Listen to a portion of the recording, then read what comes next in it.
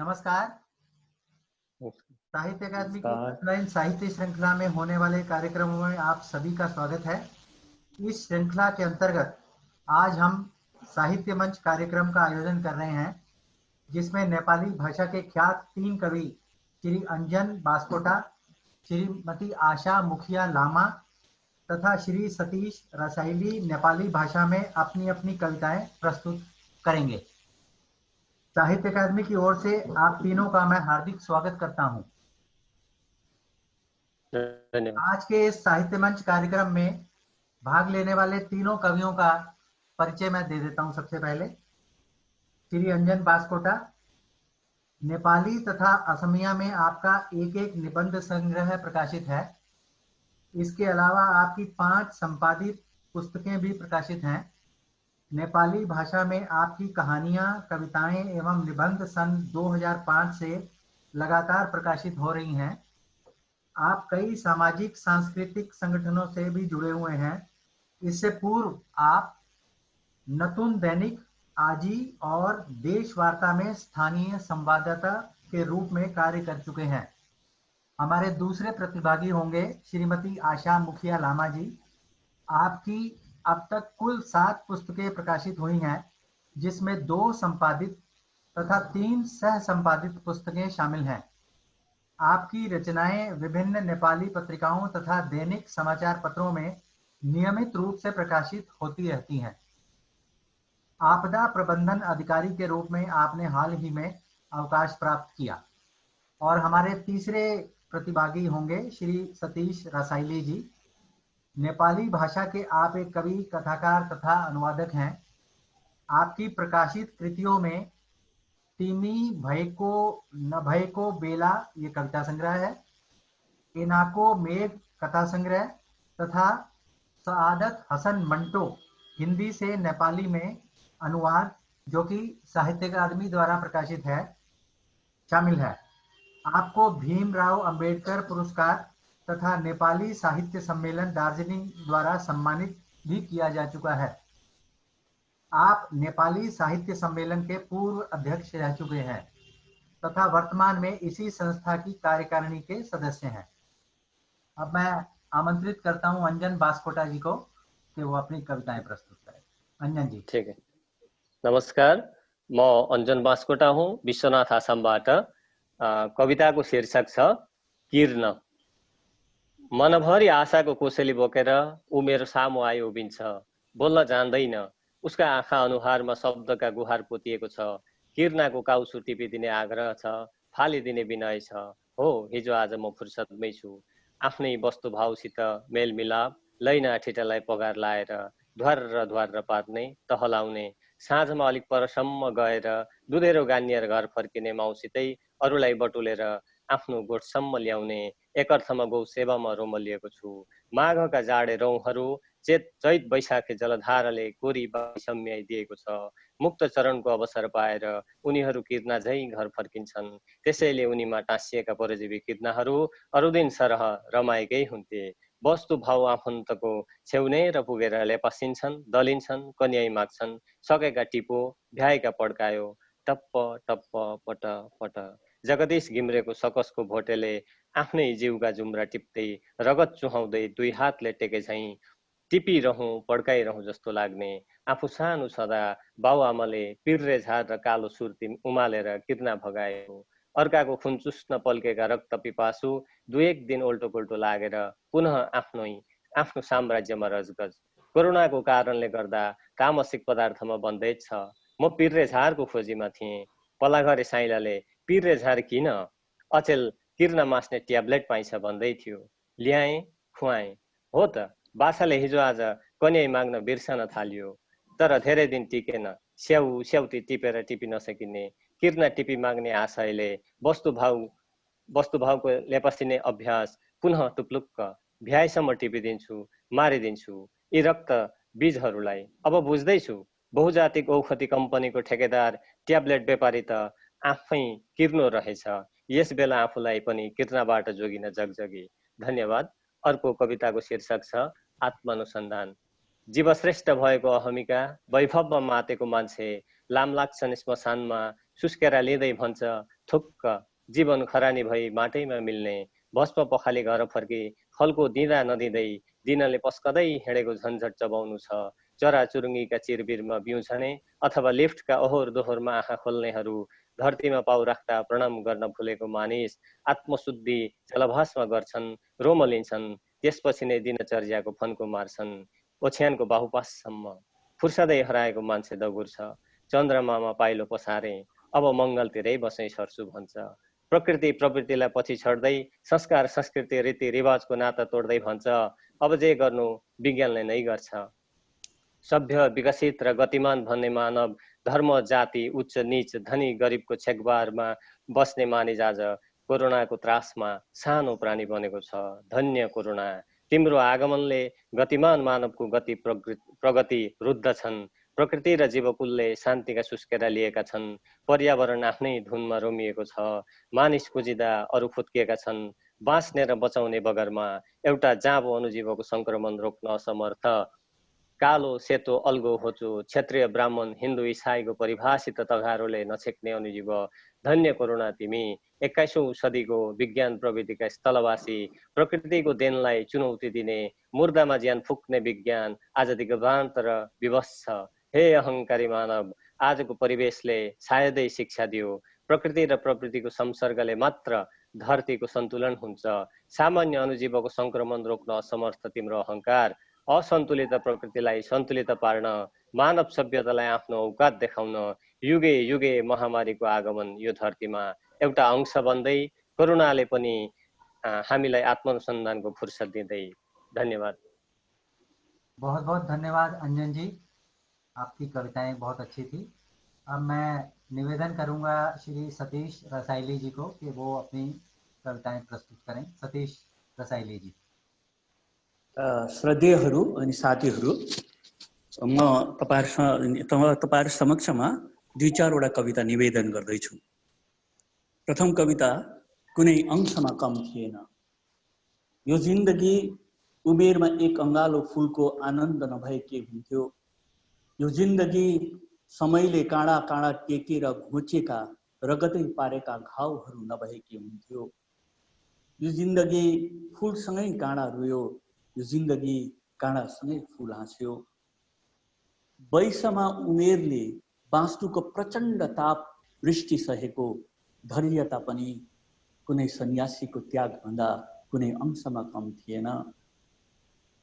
प्रेमको बदनाममा नाम लुटिएके त्यो व्यथा पनि मीराबाईको प्रेम गाथा भन्दा कुनै अंशमा कम थिएन।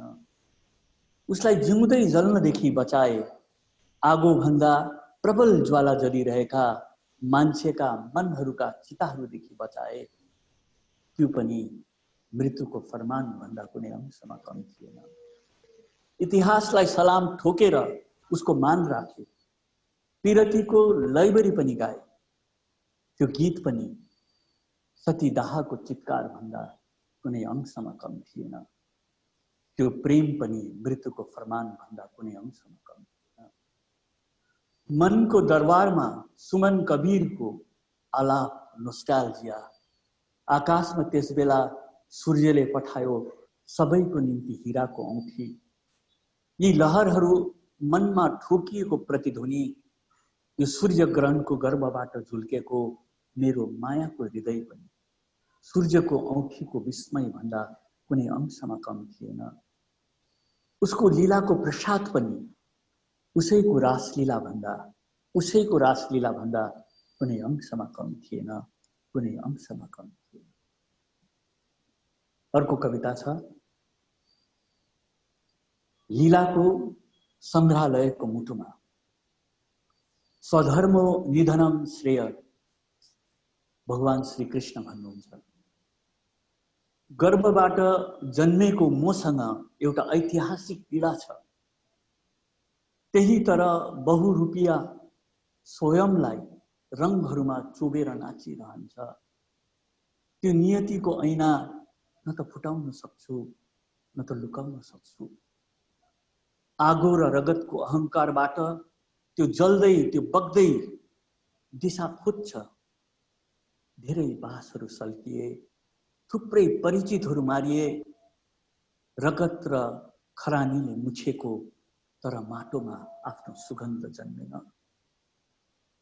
मृत्युलाई छुन लागेको मेरो शरीरको समय व्यर्थैमा मनभरि छेड पार्दै अन्धकारलाई भगाउन प्रत्येक बिहान छटपटिन्छ। तर मलाई भने दुखेको बोधसम्म नभएको भ्रमले जन्माएको रङ्गीन सपनाहरूले ठगिरहन्छ। भ्रमले जन्माएको रङ्गीन सपनाहरूले ठगिरहन्छ। थिलो पिलो पाकेर चेतना भने फुट्ने प्रतीक्षामा प्रचण्ड पीडा भोगिरहन्छ। आमाको मन भने आशाको नाङ्लोभरि कनिका निफन्न मग्न छ। आफ्नै गर्भ आफ्नै चिहान जिन्दगीको हाट बजारबाट लीलाको सङ्ग्रहालयको मुटुमा आफ्नो त कुनै पाखा उज्यालो भएन। आफ्नो त कुनै पाखा उज्यालो भएन। दुईटा छोटो कविता तपाईहरु समक्ष निवेदन गर्छु। एक नम्बर छ, हिजोआज कसरी बिजाउँछ यो आँखामा बसाएको सपना। यो उमेर कति दुख्छ प्रत्येक ढुकढुकीमा। जन्म सहन पर्छ, मृत्यु सहन पर्छ, जिन्दगी पनि त सहन पर्छ। जिन्दगी गोड्दा काँडा बिजेर जिन्दगी नै बिजाउँछ। फर्केर घुम्ती हेर्दा यो मन थाकेर आउँछ। सल्केर उज्यालो पार्ने कुनै यस्तो पाखा छैन। फर्केर पर्खेर जिन्दगी भर्ने कुनै यस्तो बजार छैन। पर्खेर जिन्दगी भर्ने कुनै यस्तो बजार छैन। अर्को एउटा, मन नाङ्गो भोगी शरीरको आगोमा जलिरहेको चैतन्य। यति महान यात्रामा किनारामै जहाज डुब्दैछ, किनारामै जहाज डुब्दैछ। र अर्को एउटा पनि सुनाइहालौँ, प्रेमको कविता। प्रेम पोखिएर भर्ने हृदय पनि प्रेमले नै भरिएको हुनुपर्छ। प्रेम पोखिएर भर्ने हृदय पनि प्रेमले नै भरिएको हुनुपर्छ। रातभरि घाम पर्खेर बसेको आकाश, रातभरि घाम पर्खेर बसेको आकाश दिनभरि घामैमा जलिरहन पर्छ। यो छल्ने मनको के भरोसा, तिमी पनि कतै अञ्जलीको जुन जस्तै हराइजान सक्छौ। तिमी पनि कतै अञ्जलीको जुन जस्तै हराइजान सक्छौ। धन्यवाद। बहुत बहुत धन्यवाद सतीश जी। अब मैं निवेदन करूंगा आशा मुखिया लामा जी से कि वो अपनी कविताओं का पाठ करें। आशा मुखिया जी। सबैमा सादर नमस्कार। म आशा मुखिया लामाको तर्फबाट र म यहाँहरू समक्ष आफ्नो कविता वाचन गर्न लागिरहेकी छु। सर्वप्रथम मेरो कविताको शीर्षक छ कोरोना। निलेको घाँस अड्छ गलामा, सुदूर कुटुम्बती सम्झेर, चाहना सुन्दर आलिङ्गनको अबुई भएछ आज हेर। ठिकै छौ हामी त यहाँ, कस्तो छौ तिमीहरू त्यहाँ। टिप्पण टाप्पण गरेर खानु, संहार भने पटक्कै नकाट्नु। काम विशेषले निस्किहाले, नाक मुखावरण कदापि नभुल्नु। हात घरिघरि राम्ररी धुनु। आश्वासन यस्तै छ दुवैतर्फको, आशंका लाचार मनभित्रको। मिलाप मानिसको देखि नसहने, सुटुक्कै पसेर घाँटी अठ्याउने। अछुत पनि कति साह्रो यो, लौ यहाँ त जिउनै पो गाह्रो भो। सुनसान सन्नाटा चलिरहेछ महायुद्ध, मानव मात्रको भइरहेछ संहार। कोभिडले जर्जरित छ विश्व सारा, जताततै अजस्र अविरल अश्रुधारा। त्यो आक्रमण अदृश्य हो भने, गरौँ अब जस्तोलाई त्यस्तै पो। ओझल बनौँ हामी पनि अब हो, लुकेरै बसौँ बरु घरभित्र पो। र मेरो अर्को कविताको शीर्षक छ मनको धनी। कुहिरोले डम्म छोपेको अँध्यारो तर दिन, यही दिनमा अनेकौंका जीवन अन्धकार। सपना सुन्दर भएर के हुन्छ, विपना छ यहाँ लछार पछार, छाती भित्र उकुस मुकुस, तर हँसिलो मुहार नै उसको जीवन सार। समयले जता जता दोहोर्याउँछ, लुरु लुरु उतैतिर कुद्छ जीवन। बाध्यता हो कि चाहना, अनायासै निरन्तर चलिरहन्छ जीवन। अरूले देख्दा सुन्दर जीवन, वास्तविकता भने नैराश्य हरपल। बल, हिम्मत, आकांक्षा, इच्छा भरी भरी छ छातीभित्र। आनन्दित छ कृत्रिम खुसीमा, साँचोको खुसी भने भाग्छ पर पर। खिसी ट्युरी छेप्छ दरिद्रतालाई, अटेरी ऊ तर मुस्कुराइदिन्छ। पालो उसको निश्चय आउँछ, किनभने हेर्नु उसको काम। र मेरो अर्को कविताको शीर्षक छ बोनस। एकापट्टि दसैँ तिहार आउँछ, अर्कोपट्टि श्रमको सौदा। रमाउनु पनि कसरी रमाउनु, आफ्नै सन्तानहरू धुरु धुरु रुँदा। युगौँ बित्यो रगतले सिंचेको हरियो चिया बारीलाई, वर्षौँ बित्यो सपना साँचेको सुकिलो जीवन जिउनलाई। पुस्ता दर पुस्ता माटोमै बिलाए, समस्या भने जहीँको तहीँ। गोरो पछि कालो आयो, चिया श्रमिक भने त्यहीँको त्यहीँ। र मेरो अर्को कविताको शीर्षक छ आफ्नो घर। हो, मलाई मेरो आफ्नो घर चाहिएको छ, जहाँ आफ्नै चिम्टेको सुगन्ध होस्, जहाँ आफ्नै कमिरोको सुन्दर रङ होस्, जहाँ छाप्रोमा पनि महलको गर्वशान होस्। यसलाई तिमी स्वार्थ सम्झ या त लालच, तीव्र अलगाव सम्झ या त उग्र विच्छिन्न, तर मलाई मेरो आफ्नो घर चाहिएको छ, जहाँ मेरा भावी पिँढी रम्न सकुन् निर्धुक्क, जहाँ मेरा सन्ततिले हाँस्न सकुन् मुछुक्क।